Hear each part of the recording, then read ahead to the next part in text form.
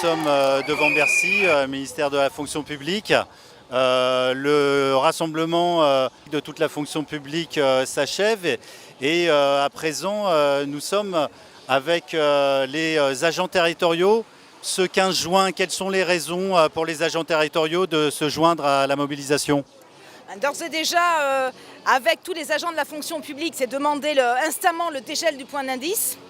Et plus particulièrement pour la fonction publique territoriale, c'est la lutte contre la mise en place des 1607 heures, la lutte contre la remise en cause des accords locaux sur le temps de travail et demander notamment des créations de postes parce qu'on a bien vu pendant ce premier confinement que la fonction publique territoriale était absolument nécessaire au bien-être de la population. Donc il est urgent aujourd'hui de créer des postes, d'augmenter les salaires et de diminuer le temps de travail. Pour rendre caduque la loi de transformation et la suite des actions des territoriaux dans leur collectivité, quelles sont les perspectives après cette journée ? Les luttes, elles se multiplient depuis plus de 9 mois maintenant, que ce soit donc sur la remise en cause des accords locaux, que ce soit sur l'attaque du droit de grève. Et ces luttes, elles ont lieu depuis plus de 9 mois, tous les jours. Plusieurs centaines de territoriaux sont mobilisés dans leur collectivité.